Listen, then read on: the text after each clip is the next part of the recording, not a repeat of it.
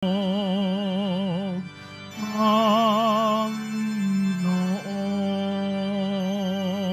napasa amin. Ika'y tanglaw at siyang lakas sa pagbabago ng buhay. Halina mananakop, pag-ibig mo sa idulot sa taong lumilimot, kawa mo'y iulog. Sa ngalan ng Ama at ng Anak at ng Espiritu Santo, sumainyo ang Panginoon. Mga kapatid, aminin natin ang ating mga kasalanan upang tayo ay maging marapat gumanap sa banal na pagdiriwang. Inaamin ko Sa makapangyarihang Diyos at sa inyo mga kapatid, na lubha akong nagkasala sa isip, sa salita at sa gawa, at sa aking pagkukulang. Kaya isnasamo ko sa mahal na Birheng Maria, sa lahat ng mga anghel at mga banal, at sa inyo mga kapatid, na ako'y panalangin sa Panginoong ating Diyos. kaawaan tayo ng makapangyarihang Diyos. Patawarin tayo sa ating mga kasalanan at patnubayan tayo sa buhay na walang hanggan. Amen. Panginoon, kaawaan mo kami. Panginoon, kaawaan mo kami. Kristo, kaawaan mo kami. Kristo, kaawaan mo kami. Panginoon, kaawaan mo kami. Panginoon, kaawaan mo kami. Manalangin tayo.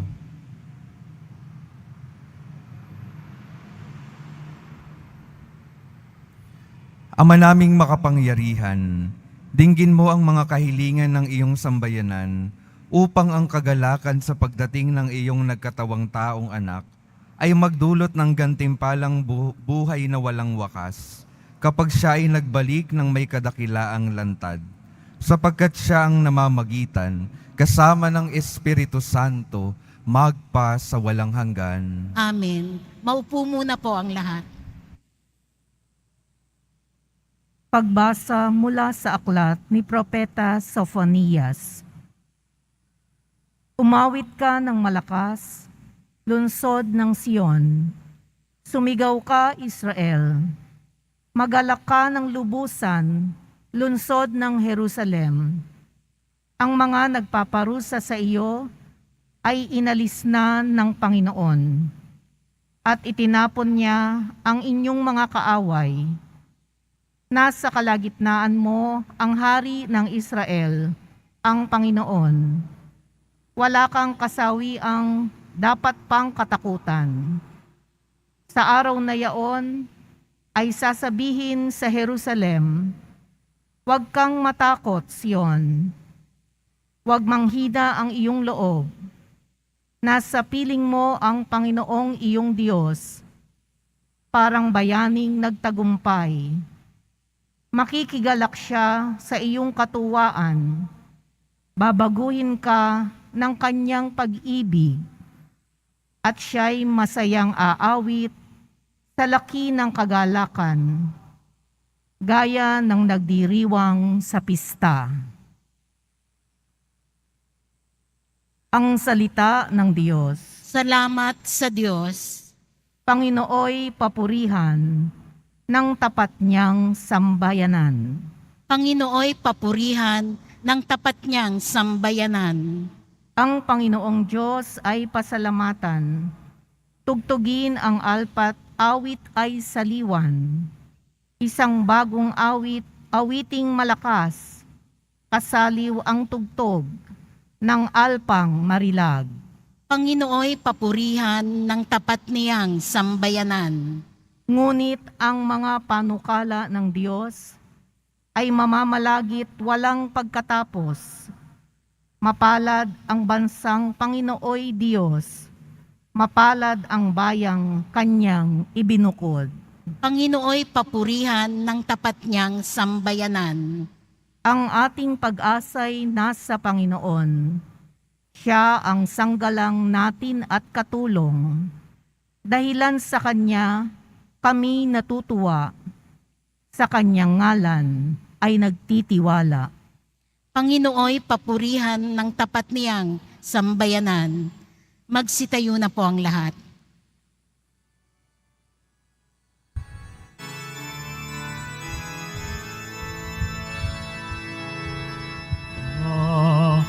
Alleluia, Alleluia,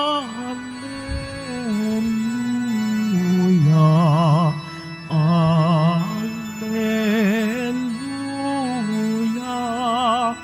Alleluia.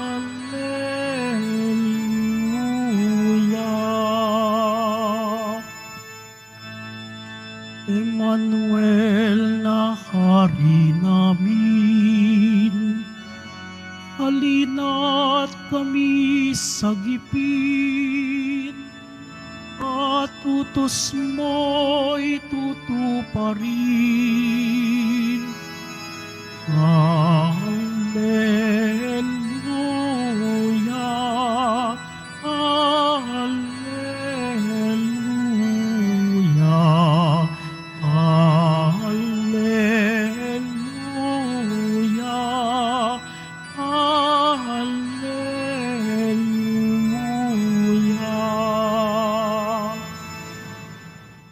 Sumainyo ang Panginoon. At sumayo rin. Ang mabuting balita ng Panginoon ayon kay San Lucas. Papuri sa iyo, Panginoon. Si Maria ay nagmamadaling pumunta sa isang bayan sa kaburulan ng Judea. Pagdating sa bahay ni Zacarias, binati niya si Elizabeth. Nang marinig ni Elizabeth ang bati ni Maria, naggagalaw ang sanggol sa kanyang tiyan. Napuspos ng Espiritu Santo si Elizabeth at buong galak niyang sinabi, "Bukod kang pinagpala sa babaeng lahat, at pinagpala naman ang iyong dinadalang anak. Sino ako upang dalawin ng ina ng aking Panginoon? Sapagkat pagkarinig ko ng iyong bati, ay naggagalaw sa tuwa ang sanggol sa aking tiyan. Mapalad ka sapagkat nanalig kang matutupad ang ipinasabi sa iyo ng Panginoon." Ang mabuting balita ng Panginoon. Pinupuri ka namin, Panginoong Hesukristo. Maupo muna po ang lahat. Magandang umaga po mga minamahal kong mga kapatid na naririto at kasama natin online. Pakitingnan naman yung mga katabi nyo. Ipagpasalamat natin sa Diyos, katabi pa natin sila. Yan. Good morning po. Yung napakinggan po nating ebanghelyo ay tungkol sa pagdalaw ni Maria kay Elizabeth. Minsan po sa aming buhay nung kami ay mga seminarista pa, isang ginagawa namin kapag nagki-Christmas break ay bumibisita sa mga paring kakilala namin. At sabi nung isang paring na bisita namin, tunay daw na masaya yung Pasko dahil sa mga pagdalaw. Totoo naman po sa ating karanasan. Kapag ganitong panahon, nangyayari yung mga mahalagang pagdalaw sa mahalagang tao sa buhay natin. Dito po nangyayari yung mga mahalagang reunion, mga parties na nagsasama-sama tayo na maligaya. Yung kwento daw ng Pasko, ganun din po. Kung babalikan po natin sa mga nangyari sa Ebanghelyo, tunay na mga kwento ng pagdalaw. Kwento ng pagdalaw ng anghel kay Maria. Kwento ng pagdalaw ng anghel kay Jose. Kwento ng pagdalaw ni Maria kay Elizabeth. At ang pinakamahalagang pagdalaw po na ating mababalikan at naranasan ay nung unang Pasko. Nung dumalaw ang ating Poong Jesus Nazareno sa sangkatauhan. Dinalaw niya po tayong lahat. Sinamahan tayong lahat. Bakit po? Dahil mahalaga tayo para sa Kanya. Mahalaga tayong lahat para sa Poong Jesus Nazareno. Kaya ginawa niya ang napakahalagang pagdalaw na iyon. Hindi ho ba kapag tayo ay dumadalaw, isang ipinapahayag natin, mahalaga ka para sa akin. At kung minsan pa nagdadala pa tayo ng mga regalo, para mas ipahayag na mahalaga yung taong yun, inaalala natin sila. At mga kapatid, ang ating Panginoong Hesus Nazareno, nung tayo'y dinalaw, nagdala ng maraming regalo. At ang pinakamahalagang regalo niya ay yung kapatawaran sa ating mga pagkakasala. Para tayong lahat maging karapat-dapat na makasama niya sa buhay na walang hanggan. Ibinigay niya yung kanyang sarili para tayo matanggap ang regalo ng buhay na walang hanggan.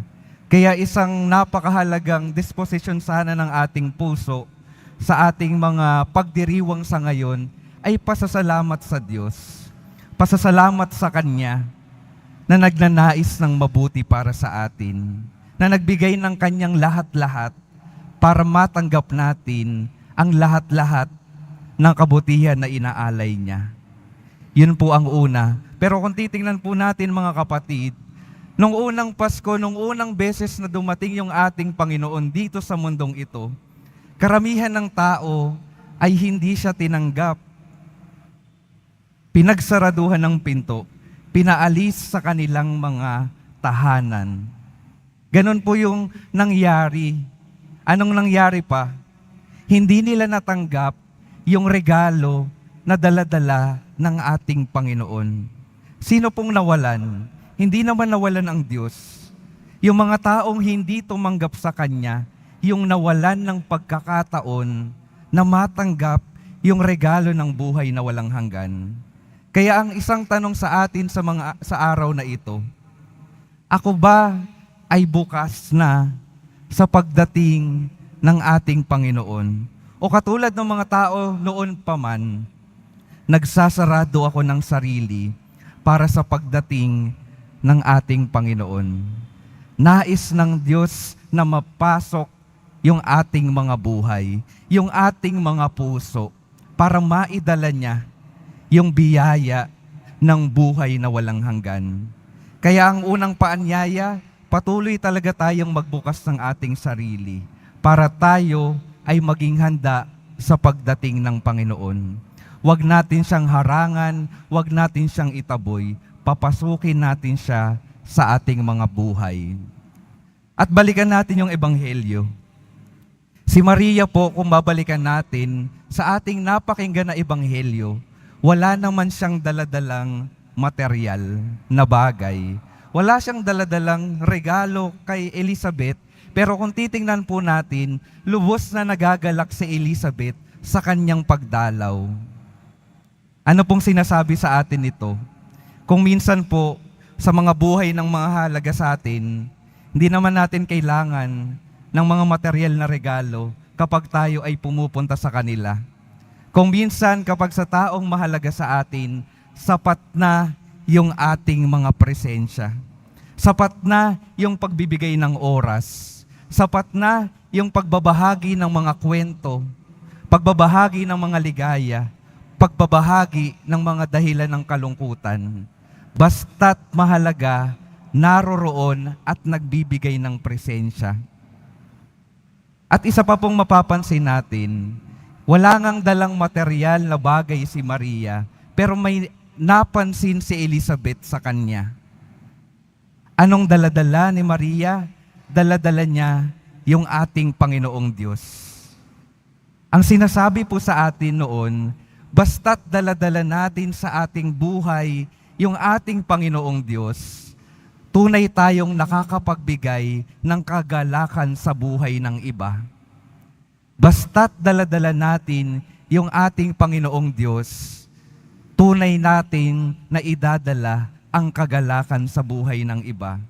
Kaya, tingnan natin yung ating mga buhay. Yung ibang tao po ba ay iniiwasan tayo kapag tayo ay dumadalaw? Di ba po may mga ganon? Magme-message tayo kunwari sa ating dadalawin, pwede ba akong dumalaw sa'yo? Tapos, kung minsan ang magiging reply, aalis ako, busy ako, pero sa totoo naman, ayaw ka lang talagang makita. Baka isa sa mga dahilan kung bakit iniiwasan tayo ng ibang mga tao, kung bakit ayaw tayong makita ng mga tao, ay baka dahil hindi natin nadadala sa buhay yung ating Panginoon. Kung bakit hindi tayo nakakapagdala ng kagalakan, imbis na kagalakan ay nakakainis o nakakabigat yung ating presensya, isa siguro sa mga dahilan kung bakit ganun yung daladala natin sa buhay, ay hindi natin tanggap yung ating Panginoon sa ating mga buhay. Baka hindi si Jesus yung dinadala natin, kaya iniiwasan tayo ng iba.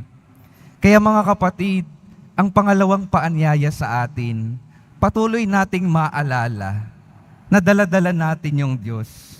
Kaya't nawa, yung Diyos na daladala natin ay maiparanas natin sa mga taong nakakasalamuha natin upang tunay nilang matagpuan yung ligaya ng Diyos na nananahan sa atin.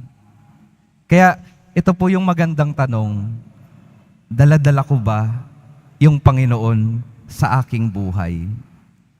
Mga kapatid, sa ating mga buhay sa ngayon, patuloy na ninanais ng Diyos na manahan sa atin. Patuloy na ninanais ng Diyos na dumating sa atin. Tayo lamang yung madalas na nagsasarado ng ating mga sarili. Sa bawat pagdiriwang ng ating misa, dumadating siya sa salita at sa kanyang katawan sa Eucharistia. Sa mga sakramento, patuloy na dumadating ang Diyos para maiparanas yung kanyang biyaya. Nawa tayong mga tumatanggap sa ating Panginoon, tunay na maidala siya sa ating mga kapwa. Tunay po tayong magiging regalo kung dadalhin natin ang tunay na regalo ng Pasko, yung ating Panginoong Jesus Nazareno. Kaya mga kapatid, patuloy nating alalahanin na papasukin ang ating Panginoon at ibahagi siya sa ating mundo, ngayon at magpasawalang hanggan. Amen. Tumayo na po ang lahat.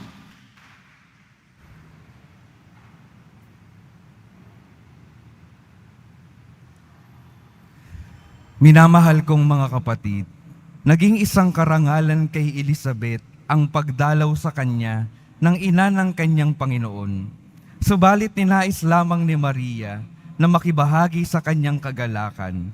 Ilapit natin ang ating mga kahilingan sa Ama sa nagtangi sa mga piniling babaeng ito. Sa bawat panalangin ating sabihin, maging tagapaghatid nawa kami ng iyong mga biyaya, Panginoon. Wa kami ng iyong mga biyaya, Panginoon.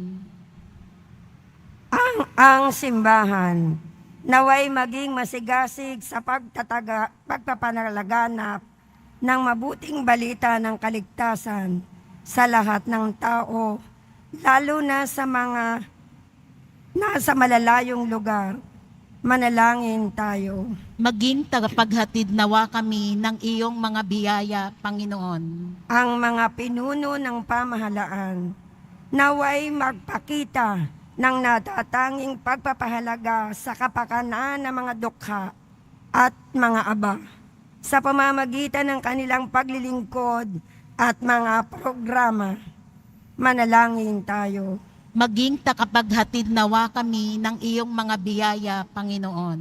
Ang mga pamilya at pamayanan naway magpahayag ng pasasalamat para sa mga biyayang tinatanggap ng bawat isa at ng lahat. Manalangin tayo. Maging tagapaghatid nawa kami ng iyong mga biyaya, Panginoon. Tulad ni Maria, tayo bilang isang pamayanan at bilang mga mamamayan, naway magsikap na mag-abot ng material at espiritual na tulong sa ating kapwang labis na nangangailangan ng mga ito. Manalangin tayo. Maging tagapaghatid nawa kami ng iyong mga biyaya, Panginoon. Ang ating mga yumaong mahal sa buhay, naway makaranas ng kaligayahan sa piling ng Panginoon sa kanyang kaharian. Manalangin tayo. Maging tagapaghatid nawa kami ng iyong mga biyaya, Panginoon. Diyos na aming Ama, ipinadarama mo ang iyong pananatili sa aming piling sa kabutihang loob ng aming mga kapatid. Patuloy nawa naming ipahayag ang iyong pag-ibig sa pamamagitan ng buhay na nauukol sa paglilingkod. Hinihiling namin ito sa pamamagitan ni Kristong aming Panginoon. Amen. Maupo muna po ang lahat.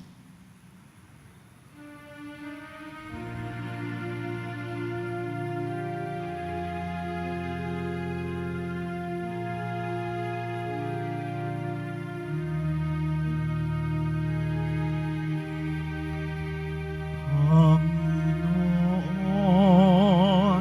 aming handog ang tinapay at alak-alay ng bayang umaasa sa pagdating mo. Gayon din aming inahanda ang aming puso upang dito'y manahanda sa pagdating mo.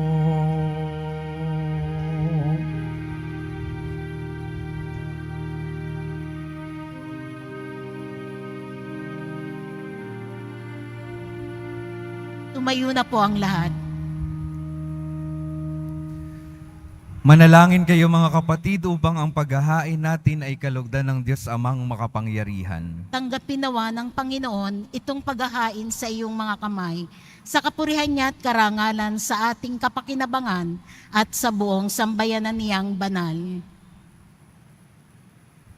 Ama naming lumikha, kalugdan mo ang mga alay ng iyong sambayanan, ang ipanagmamagandang loob mong ibigay sa amin, upang maihain ay siya nawang gumanap sa iyong ginagawa, upang kami tubusin sa pamamagitan ni Hesukristo, kasama ng Espiritu Santo, magpa sa walang hanggan. Amen. Sumainyo ang Panginoon. At sumayo rin, Itaas sa Diyos ang inyong puso at diwa. itinaas na namin sa Panginoon. Pasalamatan natin ang Panginoong ating Diyos. Marapat na siya ay pasalamatan. Ama naming makapangyarihan, tunay ngang marapat na ikaw ay aming pasalamatan sa pamamagitan ni Hesukristo na aming Panginoon.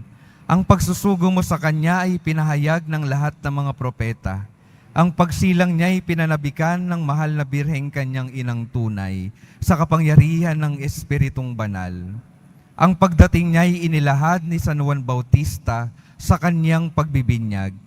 Ngayong pinaghahandaan namin ang maligayang araw ng kanyang pagsilang, kami nananabik at nananalangin lubos na makaharap sa kanyang kadakilaan. Kaya kaisa ng mga anghel na nagsisiawit ng papuri sa iyo nang walang humpay sa kalangitan, kami nagbubunyi sa iyong kadakilaan. Santo, Santo, Santo, Panginoong Diyos ng mga hukbo, napupuno ang langit at lupa ng kadakilaan mo, o sana sa kaitaasan, pinagpala ang naparirito sa ngalan ng Panginoon, o sana sa kaitaasan, lumuhod po ang lahat. Ama naming banal, ikaw ang bukal ng tanang kabanalan. Kaya't sa pamamagitan ng iyong Espiritu, gawin mong banal ang kaloob na ito upang para sa amin maging katawan at dugo ng aming Panginoong Hesukristo. Bago niya pinagtiis ang kusang loob na maging handog, hinawakan niya ang tinapay, pinasalamatan kanya, pinaghati-hati niya iyon, iniabot sa kanyang mga alagad at sinabi, "Tanggapin ninyong lahat ito at kanin. Ito ang aking katawan na ihahandog para sa inyo."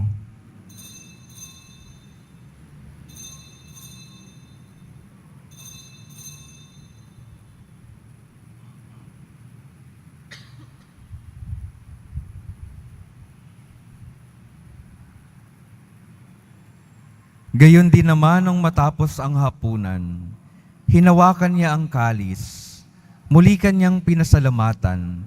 Iniabot niya ang kalis sa kanyang mga alagad at sinabi,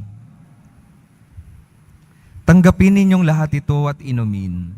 Ito ang kalis ng aking dugo, ng bago at walang hanggang tipan. Ang aking dugo na ibubuhos para sa inyo at para sa lahat, sa ikapagpapatawad ng mga kasalanan. Gawin ninyo ito sa pag-alala sa akin."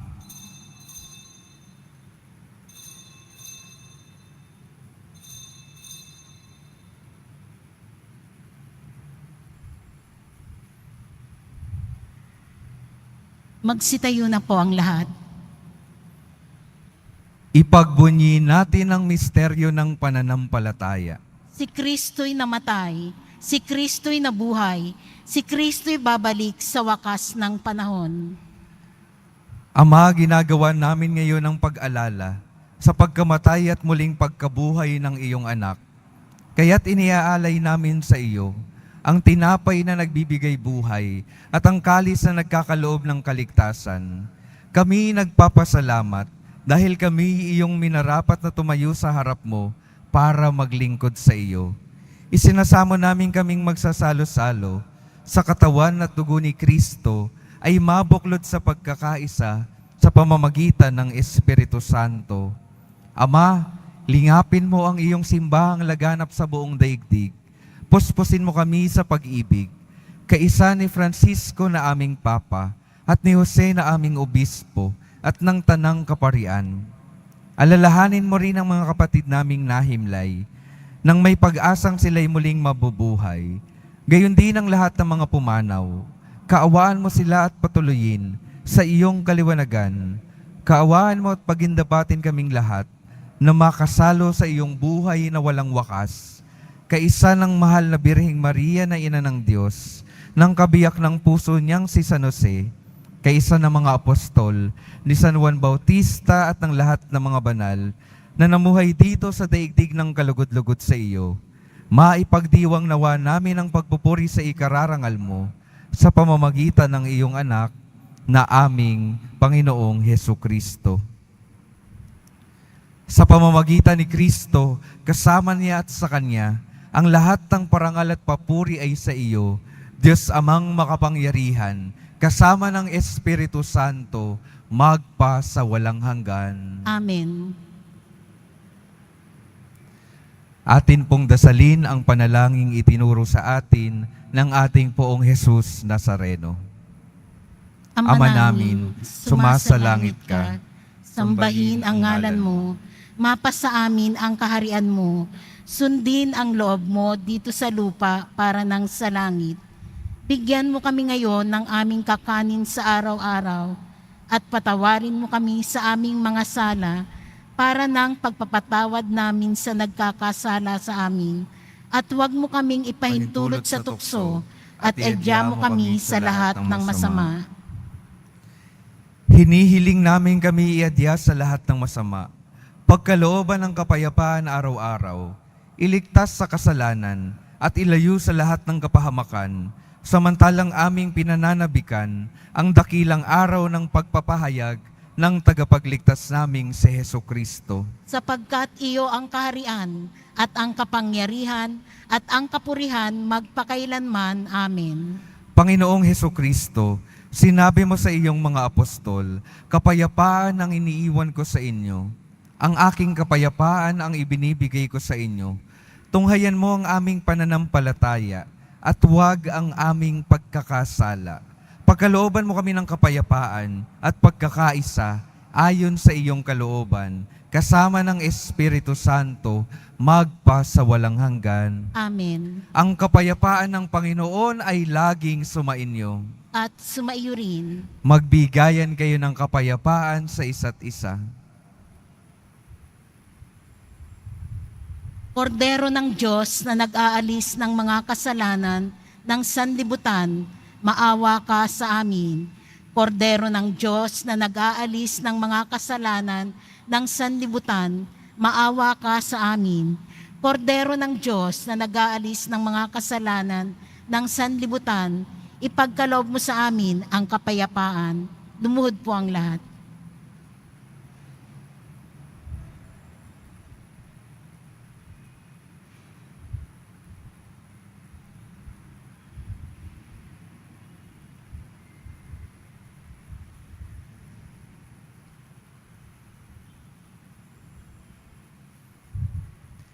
Ito ang kordero ng Diyos. Ito ang nag-aalis sa mga kasalanan ng sanlibutan.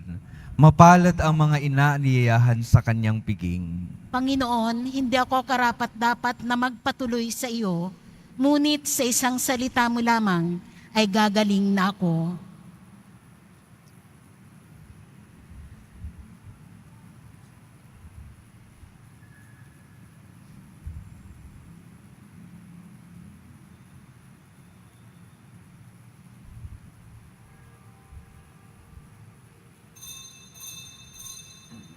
Para sa lahat ng tatanggap ng banal na komunyon, sasagot po tayo ng amen pagkasabi ng pari o ng lay minister ng katawan ni Kristo at isubo agad sa bibig bago umalis sa harapan ng pari o lay minister.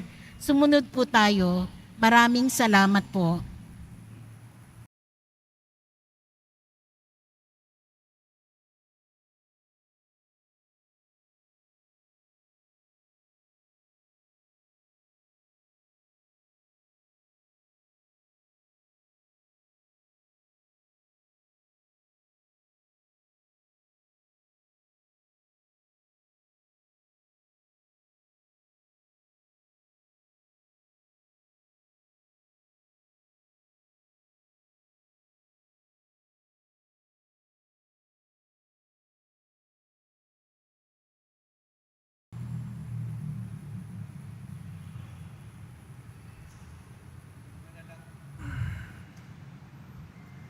Manalangin tayo.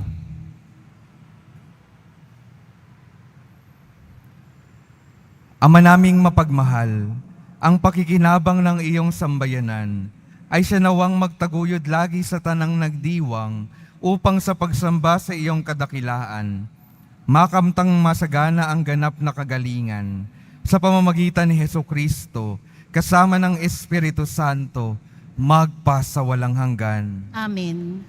Mga kapatid, ngayong ating natanggap na ang biyaya ng buhay sa Eukaristiya. Patandaan po natin, yung biyaya po ng Eukaristiya ay biyaya ng pagmamahal na nag-aalay ng buhay para sa iba. Yun po yung biyaya ng Diyos para sa atin. Nawa yung ating mga buhay, ngayong natanggap na ang biyayang ito, ay maibahagi rin natin sa iba. Yung ating mga buhay, maialay din nawa natin para sa ating mga kapwa. Sumainyo ang Panginoon. At sumaiyo rin. Mahal na poong Jesus Nazareno, inihayag mo sa pamamagitan ng krus ang walang maliw na pag-ibig ng Diyos sa sangkatauhan. Pakinggan mo ang kahilingan ng iyong angkan na nagsusumamo sa iyo. Makamtanawa nila ang iyong katugunan at tanggapin ang kasagutan na may utang na loob na tinatanaw. Basbasan din po ninyo ang mga daladala nilang mga imahen at dasalan sa pamamagitan ng bendisyon na ito, naway maalala nila ang mga pangako nila noon sa binyag, na ikaw ang kanilang iibigin at paglilingkuran bilang Panginoon magpasawalang hanggan. Amen. At pagpalain kayo ng makapangyarihang Diyos, Ama, Anak at Espiritu Santo. Amen. Humayo kayong mapayapa, taglay ang pag-ibig ng poong Jesus Nazareno. Salamat sa Diyos.